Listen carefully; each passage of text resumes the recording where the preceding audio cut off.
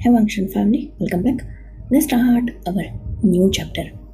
Wing जो wedding से पहले भी खुद को प्रिपेयर कर रहा था, क्योंकि वो अच्छी तरीके से जानता था कि जो वेडिंग हो रही है उसमें भले ही उसकी मर्जी ना हो, उसे भले ही उस रिश्ते के लिए फोर्स किया जा रहा हो, उसने भले ही मजबूरी में उस रिश्ते को एक्सेप्ट किया हो, पर वांगजी वो विंग से प्यार करता है। उसके लिए ये वेडिंग फोर्स्ड वेडिंग नहीं बल्कि लव मैरिज की तरह थी। वो विंग को एज ओमेगा अपनी लाइफ में चाहता था। तो ऑब्वियसली जो पर्सन आपसे प्यार करता है, आपसे वेडिंग के लिए उसने इतने एफर्ट्स किए हो, वो इंसान फिजिकली भी आपको चाहेगा।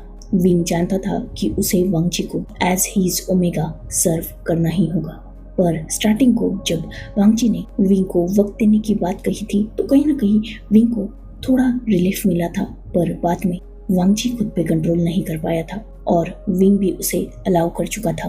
यही रीजन था कि उन दोनों का रिश्ता आगे बढ़ चुका था। फिजिकल एक्टिविटी के साथ ही उन दोनों में एक खूबसूरत बॉन्ड भी क्रिएट हो चुका था। नेक्स्ट मॉर्निंग एक्चुअली बहुत लेट हो चुका था। विंग जो अभी भी सोया हुआ था, बिल्कुल पीसफुली वांगजी को अपने हाथों पैरों से रैप करके उसकी चेस्ट पर अपना सर रखे उसके फेरोमोन्स और वार्मथ को एंजॉय करता विंग अभी भी कामिंगली सोया हुआ था। वही वांगजी वो उठ चुका था करीबन आधा घंटे पहले ही, और जैसे ही उसे रियलिटी हिट हुई थी उसके फेस पर स्माइल आ चुकी थी। उसका प्यार उसकी बाहों में पीसफुली सोया हुआ है। वांगजी ने जैसे ही आईज ओपन की थी और जस्ट अपने हेड को हल्का सा उसने मूव किया, तभी विंग का फेस जो उसके इतने करीब था कि सीधा वांगजी के लिप्स विंग के फोरहेड पर टच हुए थे।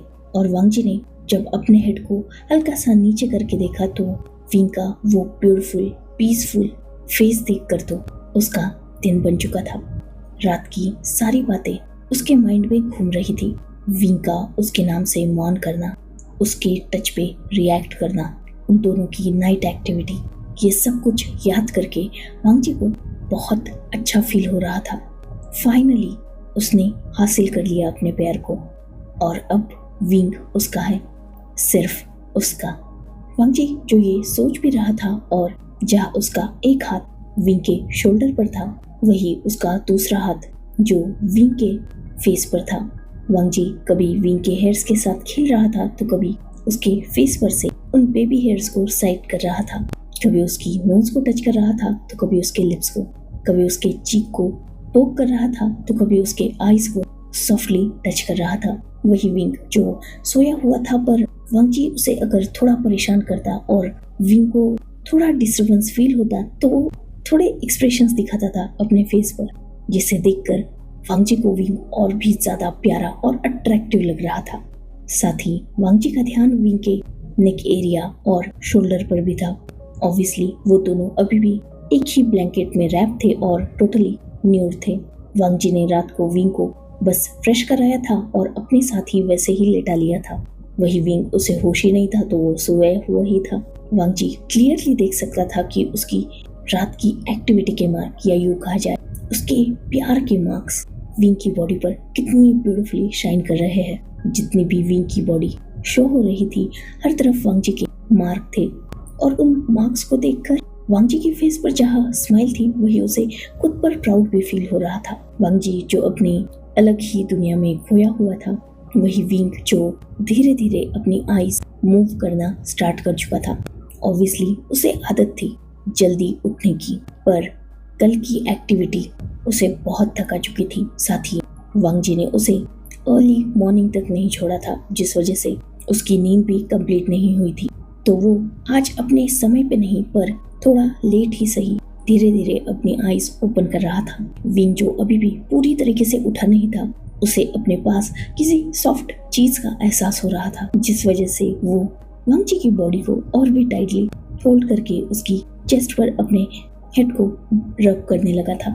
उस सॉफ्टनेस को, उस वार्मथ को फील करके उसके फेस पर स्माइल थी और वांगजी जो विंग की ये सारी हरकतें शांति से देख रहा था।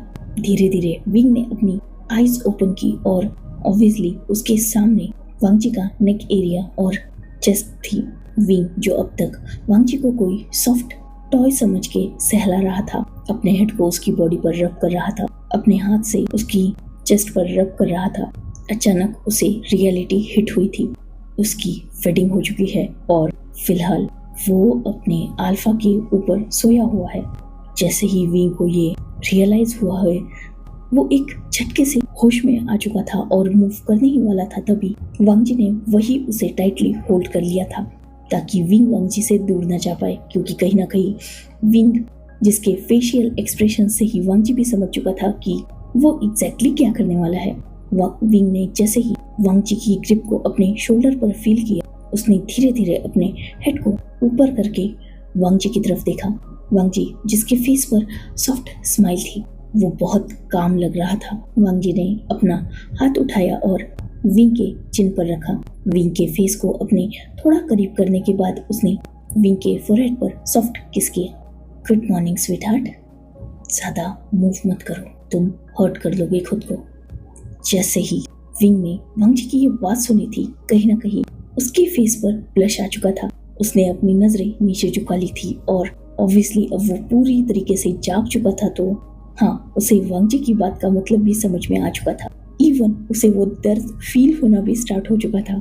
विंग जिसने अपनी नजरें झुका ली थी और वांग जी जिसने थोड़ा मूव किया और विंग को बहुत केयरफुली उठाकर अपने पास ही बिठा लिया था। वैसे शेयर करना चाहोगे अपना एक्सपीरियंस? विंग जिसे ये क्वेश्चन कुछ समझ नहीं आया, इसलिए उसने थोड़ा हेजिटेटली बट अपने हेड को ऊपर करके वांग जी की आंखों में देखा। वांग जी जिसे विंग के फेस पर वो कंफ्यूजन बहुत प्यारी लग रही थी। मैं नाइट के बारे में बात कर रहा हूँ। ये सुनते ही विंग जो तुरंत अपनी नजरें नीचे कर चुका था, उसने अपने फेस को वांग जी के चेस्ट में ही छुपा लिया था। हल्का सा ममल सुना था वांग जी ने, जस्ट लाइक शेमलेस। वांग जी जिसके फेस पर स्माइल आ चुकी थी, इवन वो गीगल कर रहा था जिसकी साउंड विंग सुन सकता था। वांग जी ने विंग के चिन पर अपनी फिंगर रखी और फिर से उसके फेस को ऊपर किया। जस्ट किडिंग, मैं तो ये पूछना चाहता था कि अपने अल्फा की बाहों की वार्मथ में सोने का एक्सपीरियंस कैसा था? क्या मेरा ओमेगा पीसफुली सो पाया? विंग जिसने जस्ट अपनी आईज ब्लिंक की थी। वांग जी जिसे विंग बहुत प्यारा लग रहा था, तो क्या मैं इसे यस कंसिडर करूं? विंग जिसने फिर से अपनी आईज ब्लिंक की और वांग जी जिसने विंग को अपने पास खींच लिया, उसे बिल्कुल टाइटली जैसे हक कर लिया था और उसके हेयर्स पर प्यार से किस किया। वही विंग जिसे ये बुरा नहीं लग रहा था, कहीं ना कहीं वांग जी को वो एक्सेप्ट कर चुका था। यही रीजन था कि कल वो वांग जी को रोक नहीं पाया था। हाँ, इस रिश्ते में विंग की तरफ से प्यार नाम देना थोड़ा मुश्किल है, पर वो वांग जी के लिए, इस फैमिली के लिए जितनी भी रिस्पॉन्सिबिलिटीज है उन्हें प्रायोरिटी देता है, उन्हें एक्सेप्ट करता है। इसीलिए रात को भी उसे मुश्किल नहीं हुई और उसने वांग जी को अलाउ कर दिया। थोड़ी देर तक वो दोनों वैसे ही थे। वांग जी जो विंग के दर्द को समझता था, वो विंग को पूरी तरीके से अपने ऊपर खींच चुका था और थोड़ी देर तक उसने विंग को बैक मसाज दी ताकि विंग को थोड़ा ठीक फील हो, दर्द में थोड़ा रिलीफ मिले। वही विंग जो फिर से वांग जी के चेस्ट में अपने हेड को रखे आईज क्लोज कर चुका था। उसे अच्छा लग रहा था वांग जी का टच, उसकी वार्मथ। वांग जी उसे बहुत जेंटली ट्रीट कर रहा था, जो बिहेवियर कहीं ना कहीं विंग के हार्ट को टच कर रहा था। विंग जो लगभग सब कुछ भूल चुका था और बस वांग जी की पैम्पर को एंजॉय कर रहा था, अचानक उसका ध्यान वॉल क्लॉक पर गया और एक झटके से वो उठकर बैठ चुका था। वही वांग जी जो अचानक हुए इस एक्शन से खुद भी थोड़ा सरप्राइज हो चुका था। विंग जो थोड़ा पैनिक लग रहा था, वही वांग जी जो विंग के आईज को फॉलो करते हुए खुद भी क्लॉक की तरफ देख रहा था। वो समझ गया विंग के पैनिक होने का रीजन। देन उसने विंग को शोल्डर से होल्ड किया और फिर से अपने ऊपर गिरा लिया था। विंग जो कुछ बोलने ही वाला था, तभी वांग जी ने विंग की तरफ देखा। इट्स ओके, आज थोड़ा लेट होना तो बनता है, डोंट वरी, मेरी फैमिली बहुत अंडरस्टैंडिंग है, इसलिए तो देखो आज हमें कोई डिस्टर्ब करने भी नहीं आया। विंग जो ये सुन के पूरा रेड हो चुका था, वही वांग जी जिसने प्यार से विंग के फेस को सहलाया। अभी भी पेन फील हो रहा है, विंग जिसने बहुत हेजिटेडली आंसर किया, फीलिंग बेटर, बात लेना चाहता हूँ। वांग जी ने नोट किया। देन उसने विंग को छोड़ दिया। विंग जो उठ चुका था और वो शीट उसके बॉडी से हट गई जिसने उन दोनों को कवर करके रखा था। विंग ने अभी रियलाइज किया था कि वो किस हालत में है। अब तक उसे होश ही नहीं था। विंग ने तुरंत उस शीट को होल्ड कर लिया और वो उसे अपनी बॉडी के अराउंड रैप कर रहा था। वही जैसे ही विंग ये कर रहा था, ऑब्वियसली वांग जी की बॉडी से वो शीट हट गई। वांग जी जिसे कोई फर्क नहीं पड़ता था, वो बेड से नीचे उतर गया। वैसे ही विंग जो दूसरी साइड से उतरने ही वाला था, तभी वांग जी ने उसे डायरेक्टली होल्ड कर लिया शीट के साथ ही। विंग को अपनी बाहों में कैरी करने के बाद वांग जी जिसने विंग की तरफ देखा, वही विंग जो थोड़ा स्ट्रगल कर रहा था ताकि वांग जी उसे उतार दे। तभी वांग जी ने विंग को एक लुक दिया। डोंट मूव, मैंने कहा ना, तुम खुद को हर्ट कर लोगे। इट्स ओके, अल्फा हूँ मैं, तुम्हारा हेल्प कर देता हूँ। विंग जो इस बात पे शांत हो गया और वांग जी जिसने एक स्माइल की और वो विंग को सीधा बाथरूम में लेके गया। उसने विंग को बाथ काउंटर पर बिठा दिया और उस शीट को विंग की बॉडी से वो अलग करने लगा। ऑब्वियसली नाइट में डिम लाइट थी तो वो दोनों एक दूसरे को देख तो पा रहे थे पर इतना क्लियरली नहीं। वांग जी ने तो विंग को पूरा देख लिया था और उसने विंग के साथ एंजॉय भी किया था, पर विंग जो ऑब्वियसली बहुत ज़्यादा एम्बेरस था, उसकी हिम्मत भी नहीं थी वांग जी को रात को देखने की। तो हाँ, उसने वांग जी की बॉडी को फील किया था, हर मूवमेंट को उसने फील किया था, पर अपनी क्लोज आइज के साथ। उसे ये भी पता था कि वांग जी ने उसके साथ जो कुछ भी किया है, ऑब्वियसली वांग जी ने उसे देखा होगा, पर फिर भी डिम लाइट थी यार, क्लियरली सब कुछ दिखे ये जरूरी नहीं ना।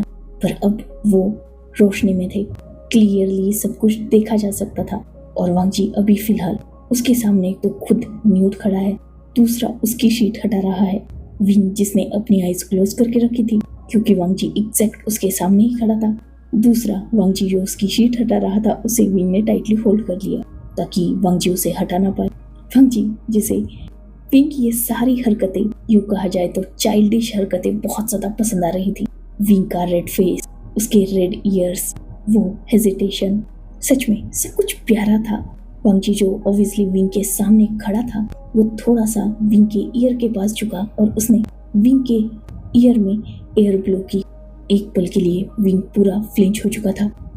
इट्स ओके, हटाने दो मुझे, एक्चुअली रात को मार्क बनाने में बिजी था, अब मॉर्निंग में वो मार्क देखना भी तो चाहता हूँ। वांग जी जिसकी वॉइस में ही नॉटीनेस थी, वही विंग जो वांग जी की बातें और हरकतें दोनों टॉलरेट नहीं कर पा रहा था। वांग जी ने फिर से शीट खींचने की कोशिश की पर विंग नहीं छोड़ रहा था। स्वीट हार्ट, छोड़ो भी वरना मुझे खींचना पड़ेगा और मैं तुम्हें हर्ट नहीं करना चाहता। विंग जिसने एक डीप ब्रीथ ली और अपनी ग्रिप को उस शीट पे से लूज किया। वांग जी जिसने स्माइल के साथ उस शीट को धीरे धीरे विंग की बॉडी से अलग कर दिया। विंग जो हद से ज़्यादा रेड हो चुका था, उसकी हिम्मत ही नहीं बन रही थी कि वो अपनी आईज ओपन भी करे।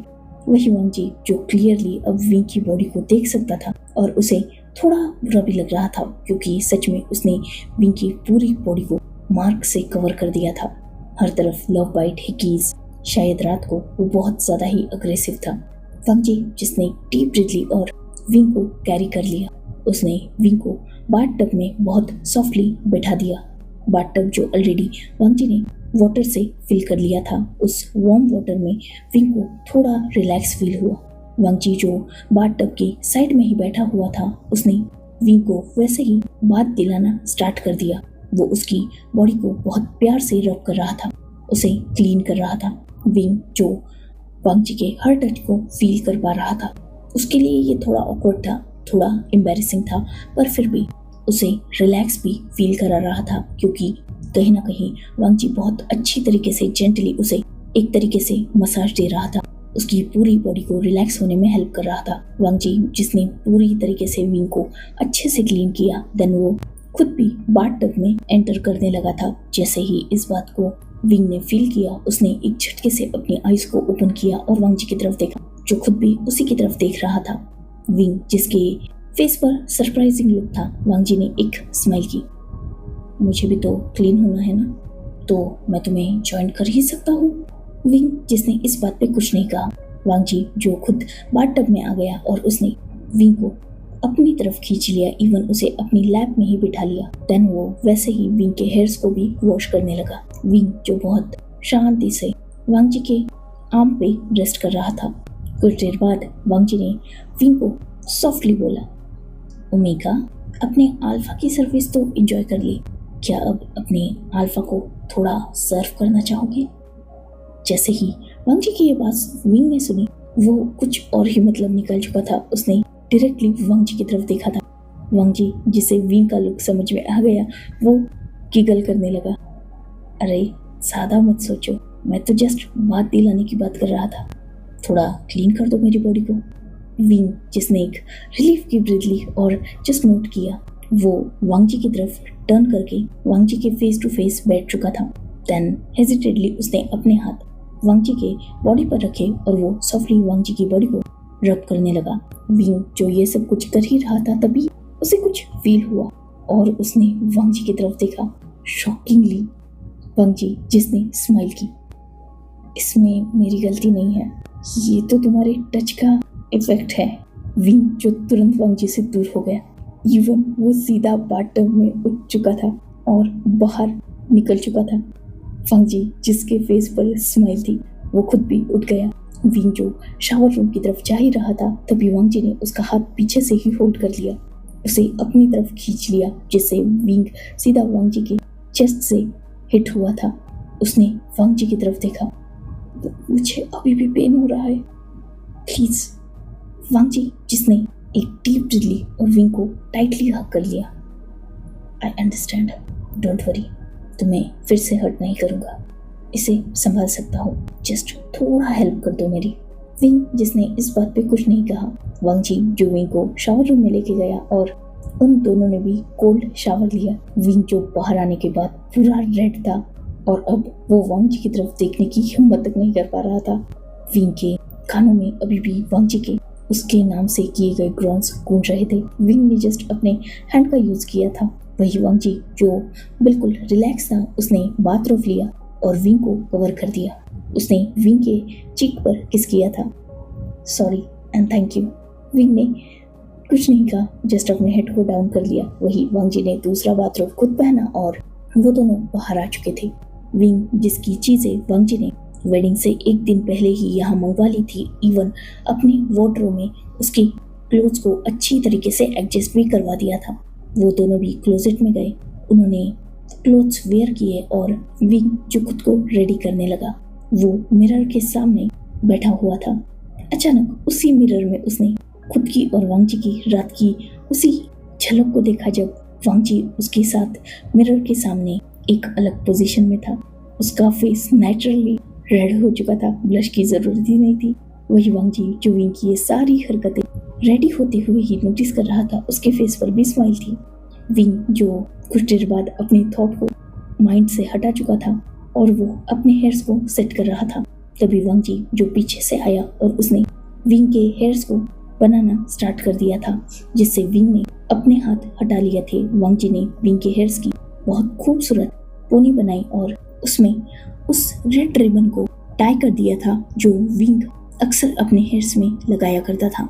वांग जी जो मिरर थ्रू ही विंग की तरफ देख रहा था, उसने विंग से क्वेश्चन किया, वैसे ये रेड रिबन मतलब ये बहुत ओल्ड फैशन नहीं होता?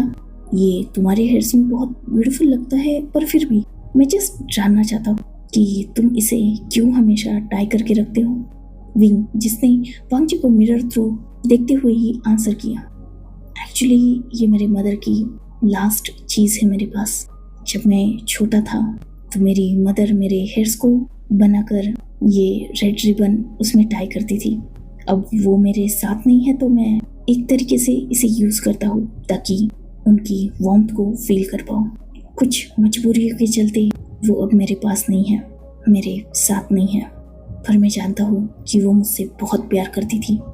वांग जी जो क्लियरली विंग के फेस पर थोड़ी सैडनेस फील कर सकता था। ऑब्वियसली वो समझ चुका था कि शायद विंग की मदर उसके साथ नहीं है, मतलब उनकी डेथ हो चुकी है। वांग जी ने विंग को वैसे ही होल्ड किया और प्यार से उसे सहलाया। इट्स ओके, वो जहाँ भी होगी हमेशा यही चाहेगी कि तुम खुश रहो। विंग जिसने जस्ट नोट किया और वांग जी जिसने पीछे से ही उसे होल्ड करके उसके चीक पर किस किया। वैसे सच में ये बहुत खूबसूरत लगता है और शायद यही वो पहली चीज़ है जिसने मेरा अटेंशन ग्रैब किया था। इस बात पर विंग जिसने अब तक अपनी नज़रें झुका के रखी थी उसने जस्ट वांग जी की तरफ देखा। वांग जी जिसके फेस पर स्माइल थी। विंग ने जस्ट नोट किया। विंग जो रेडी हो चुका था और वो उठने ही वाला था तभी वांग जी ने उसे रोक दिया। वांग जी जो खुद अपने क्लोजेट के पास गया और उसने कुछ निकाला। देन वो विंग के पास आया। वांग जी जिसने विंग को 2 बॉक्स दिए, ज्वेलरी बॉक्स, और विंग ने उसमें से एक बॉक्स को ओपन किया जिसमें एक बहुत खूबसूरत जेट की हेयर पिन थी और साथ में कॉम रखा हुआ था। वांग जी ने स्माइल के साथ विंग से कहा, ये मेरे मदर की हेयर पिन है और ये कॉम मैंने तुम्हारे लिए परचेज किया था। ये एक्चुअली तुम्हारे गिफ्ट है। विंग जिसने जस्ट नोट किया और उसे एक्सेप्ट कर लिया। देन उसने दूसरा बॉक्स ओपन किया जिसमें एक खूबसूरत नेकलेस था, डायमंड का चोकर स्टाइल, बिल्कुल लाइट था पर बहुत खूबसूरत था। ये भी मैंने परचेज किया था। I hope you like it. Wing जिसने जस्ट नोट किया और उसे भी एक्सेप्ट कर लिया। वांग जी जिसने विंग से पूछ लिया, क्या मैं पहना दूं? विंग ने नोट किया और वांग जी ने उसे विंग को पहना दिया। सच में वो बहुत खूबसूरत लग रहा था। विंग जिसने आज ब्लैक से हट के वाइट क्लोथ्स पहन के रखे थे और उस पे वो बिल्कुल लाइट चोकर विंग की ब्यूटी को और भी ज़्यादा इन्हेंस कर रहा था। पर हाँ, एक प्रॉब्लम ये थी कि विंग के हिक्कीज नजर आ रहे थे और विंग ने जैसे ही इसे नोटिस किया उसने वांग जी की तरफ देखा। आई थिंक मुझे टर्टल नेक टी शर्ट डालनी होगी। वांग जी ने नॉटीली आंसर किया, बिल्कुल नहीं, देखो ना कितना खूबसूरत लग रहा है ये नेकलेस भी और नेकलेस देने वाले के मार्क भी। इस बात पर विंग ने वांग जी से नजरें ही हटा ली थी। वांग जी जो समझ सकता था कि विंग अनकंफर्टेबल होगा इसलिए उसने टीज करना छोड़ के सच में वार्डरोब से एक टर्टल नेक टी शर्ट लाकर विंग को पकड़ा दी। इट्स ओके, आई अंडरस्टैंड, जाओ चेंज कर लो। विंग ने नोट किया और वो तुरंत बाथरूम की तरफ भाग चुका था। वो दोनों भी कुछ देर बाद रेडी हुए और फाइनली रूम से बाहर निकले। बहुत लेट हो चुका था, लगभग लंच टाइम को वो बाहर निकले थे और ई कुरैन जो लिविंग हॉल में ही बैठे हुए थे और कुछ बातें कर रहे थे। जैसे ही उन दोनों की नजर वांग जी और विंग पे गई, दोनों के फेस पर स्माइल आ चुकी थी। वांग जी जो बहुत प्यार से विंग को होल्ड करके नीचे ला रहा था, उसने ऑलरेडी रूम में ही विंग को मेडिसिन दे दी थी जिस वजह से विंग को थोड़ा ठीक फील हो रहा था। मतलब वो चलने के लिए एप्लीकेबल तो था ही। वांग जी विंग को नीचे लाया और उसने काउच पर उसे बहुत प्यार से बिठा दिया और वो खुद उसके साइड में ही बैठ चुका था। ई और कुरैन दोनों को बहुत अच्छा लगा वांग जी और विंग को साथ देख के। साथ ही ऑब्वियसली वो लेट आए हैं और विंग अभी भी थोड़ा चलने में स्ट्रगल कर रहा था, तो ऑब्वियसली लैन कुरैन और ई दोनों समझ चुके थे कि वांग जी और विंग का रिश्ता कंप्लीट हो चुका है। और सच में वो दोनों भी बहुत खुश थे क्योंकि उन्हें सिचान और चैंग के रिलेशनशिप को लेकर कोई भी डाउट नहीं था कि वो दोनों प्यार करते हैं और ऑब्वियसली अपने रिश्ते को नेक्स्ट लेवल पे लेके ही जाएंगे। पर वांग जी और विंग को लेकर थोड़ा डाउट था। एक तो वांग जी इंट्रोवर्ट है, डायरेक्टली अपनी बातें बोल नहीं पाता, तो उन्हें लग रहा था कि वो विंग से भी ठीक से बात कर पाएगा या नहीं। वही विंग भी वांग जी को इन सब चीजों के लिए अलाउ कर पाएगा या नहीं, ये डर उन दोनों में था। पर जब उन्होंने उन दोनों को साथ में देखा, फाइनली उन्हें अच्छा लगा। वही विंग, ई और कुरैन दोनों भी विंग और वांग जी दोनों को एम्बैरेस या ऑकवर्ड फील नहीं कराना चाहते थे, इसलिए वो नॉर्मली बातें करने लगे, जैसे वेडिंग रिलेटेड, गेस्ट रिलेटेड, ये हुआ वो हुआ, ये गेस्ट मिला था उसने ऐसा कहा, ऐसी कुछ नॉर्मल गॉसिपिंग और नॉर्मल बातें। कुछ बिजनेस रिलेटेड क्योंकि उनके 1-2 बिजनेस पार्टनर आए थे, तो वो दोस्त, रिलेटिव्स, इन्हीं सब बारे में वो बातें चल रही थी। और अब तक ई ने ऑलरेडी विंग और वांग जी के लिए वही कुछ फूड मंगवा लिया था, कुछ स्नैक्स, और उन्हें वांग जी थ्रू ही पता चला था कि विंग स्ट्रॉन्ग कैपुचिनो पसंद करता है, तो उन्होंने विंग के लिए कैपुचिनो और वांग जी के लिए ब्लैक कॉफ़ी मंगवा ली थी। साथ ही उन दोनों ने भी कुछ ड्रिंक ले ली थी और वो सब स्नैक्स एंजॉय करते हुए बातें कर रहे थे। करीबन आधे घंटे बाद चैंग और सिचन भी वहां आ चुके थे। ऑब्वियसली चैंग के फेस पर भी एम्बेरसमेंट और ब्लश थी और सिचन बहुत ज्यादा हैप्पी थे। चैंग जिसकी आते ही नजर अपने फादर पर गई थी और उसे अच्छा लगा क्योंकि विंग के फेस पर स्माइल थी। वही विंग को भी अच्छा लगा क्योंकि उसके बेटे के फेस पर भी स्माइल थी। दोनों ओमेगास भी ग्लो कर रहे थे और एक दूसरे की हैप्पीनेस को महसूस करके बहुत खुश थे। शायद लाइफ में कुछ मजबूरियां अच्छी भी होती है, ये बात आज विंग को पता चली थी। उन सब की ऐसे ही नॉर्मल बातें हुई देन ऑब्वियसली अब सबको लंच करना था और लंच ऑलरेडी ई ने प्रिपेयर करवा दिया था, तो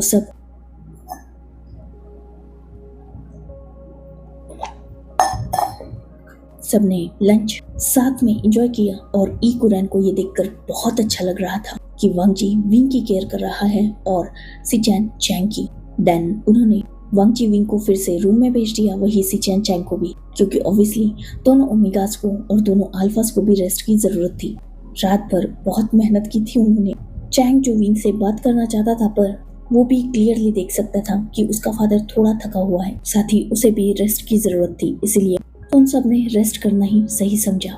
सच में वो चारों डायरेक्टली रूम में जाने के बाद सो चुके थे और डायरेक्टली इवनिंग में उठे थे। इवनिंग में उठने के बाद विंग जो फ्रेश हुआ और रूम से बाहर आया, उसने देखा कि चैंग ई के साथ लिविंग हॉल में बैठा हुआ है। विंग ने भी उन्हें ज्वाइन किया। देन उन तीनों में कुछ बातें हुई और ई भी समझ रही थी कि चैंग और विंग को साथ में बातें करनी है, इसलिए कुछ देर बाद काम का बोल के वो भी वहां से निकल चुकी थी। देन विंग और चैंग दोनों भी बातें करने लगे।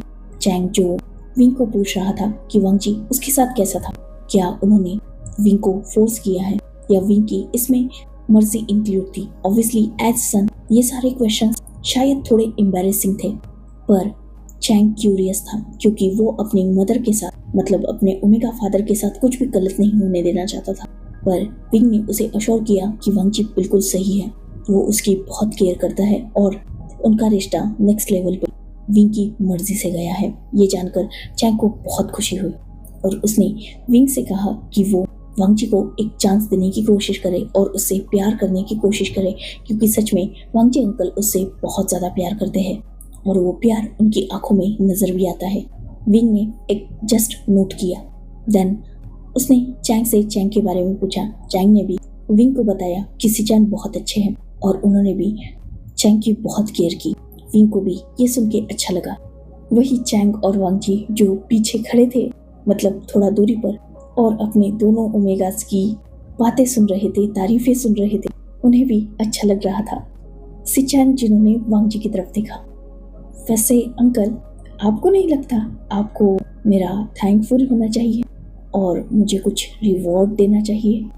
ये सुन के वांग जी जो विंग की तरफ देख रहा था, उसने विंग से नजरें हटाई और सिचैन की तरफ देखा।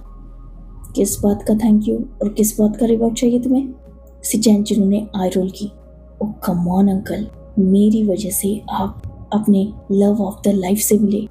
ये सुनते ही वांग जी जिसने सिचैन की तरफ देखा थोड़ा वियर्डली, ये बात तो सही है कि मैं तुम्हारी वजह से मेरे first love of the life से मिला, पर किस सिचुएशन में मिला ये तुम्हें याद दिलाऊं मैं? अभी अभी 20 के कंप्लीट हुए हो और वेडिंग करके अपने घर पे ओमेगा लाए हो। शेम बची है कुछ?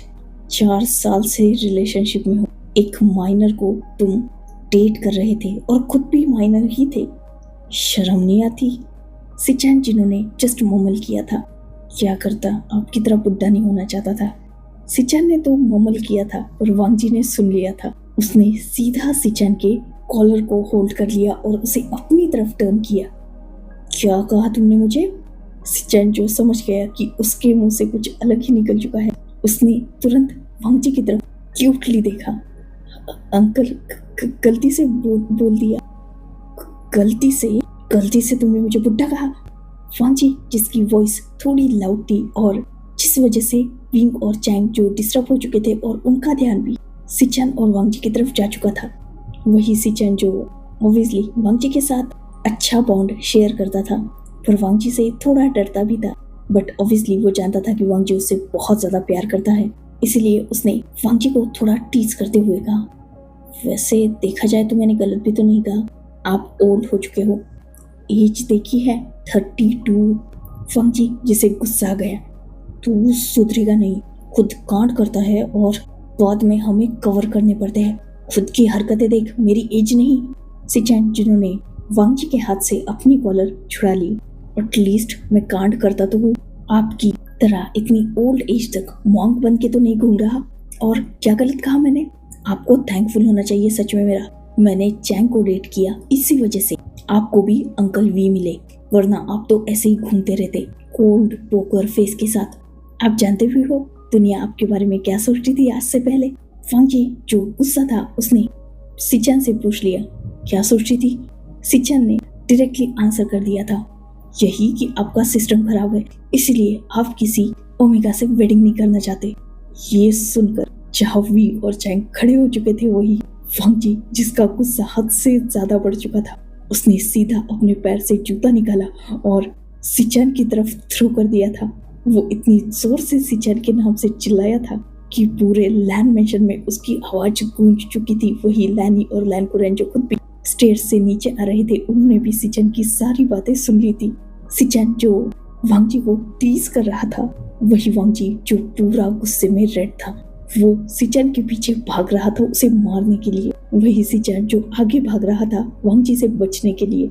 कुरैन और ई हंस रहे थे, वही विंग जिसका फेस रेड था और चैंग शॉकिंगली कभी विंग तो कभी वांग जी की तरफ देख रहा था और सिचैन की तरफ भी जो आगे आगे भाग रहे थे। सिचैन जो भागते भागते सीधा चैंग के पीछे आकर छुप चुके थे, वही वांग जी जो सिचैन को अपने सामने बुला रहा था। सिचैन जो वांग जी को और भी चिढ़ाने के लिए आड़े टेढ़े मुंह बना रहा था। साथ ही उसने वांग जी से कहा, इसीलिए अंकल सही एज में कांड कर लेनी चाहिए, वरना हालत आपकी तरह होती है।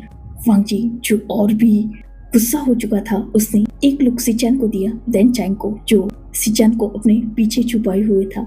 जैसे ही वांग जी की इतनी एंग्री आई चैंग ने देखी, ऑब्वियसली वो वांग जी से डर गया और सिचैन के आगे से साइड होने लगा। सिचैन ने जैसे ये देखा वो खुद भी डर गया, क्योंकि अब अगर वो वांग जी के हाथ लगा तो वो बहुत पिटने वाला था। इसीलिए उसने भी चैंग को छोड़ दिया और वो थोड़ी ही दूर पे जो विंग खड़ा था उसके पीछे आकर छुप गया।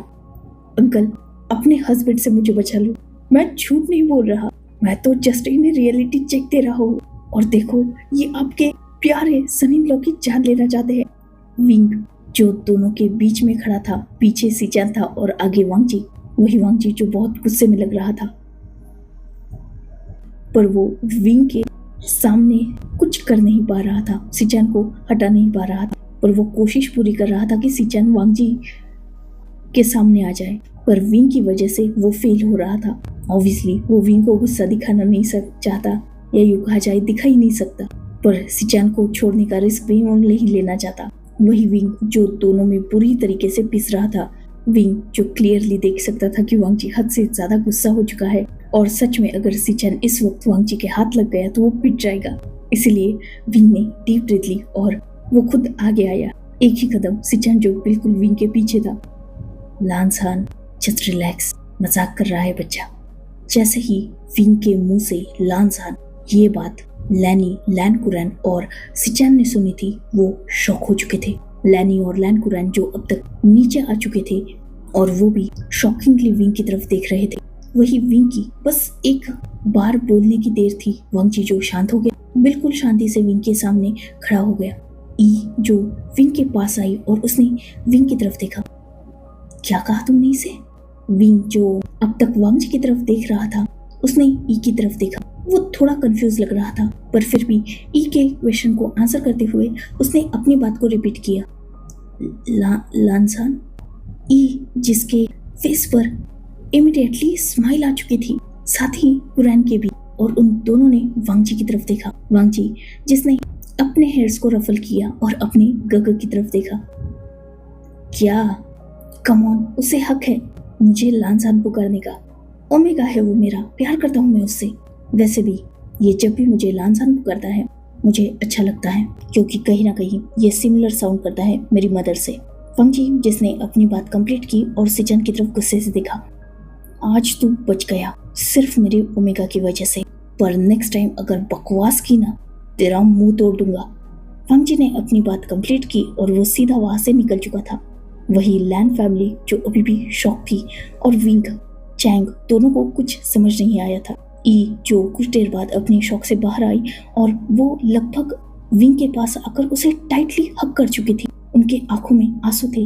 वही विंग जो कुछ समझ नहीं पाया। लैनी ने विंग को थोड़ा दूर किया और उसके फोरहेड पर किस किया, बहुत प्यार से, एक मदर की तरह। देन कुरैन भी विंग के पास आए और उन्होंने विंग के हेयर्स पर बहुत प्यार से रफल किया। Thank you so much.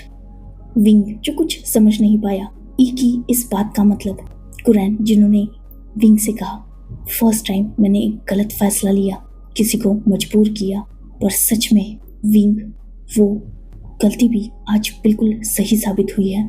हम जानते हैं हमने तुम्हें फोर्स किया है, तुम्हें मजबूर किया, तुम्हें ब्लैकमेल किया तुम्हारे बच्चे के नाम पर ये बहुत इम्पोर्टेंट था।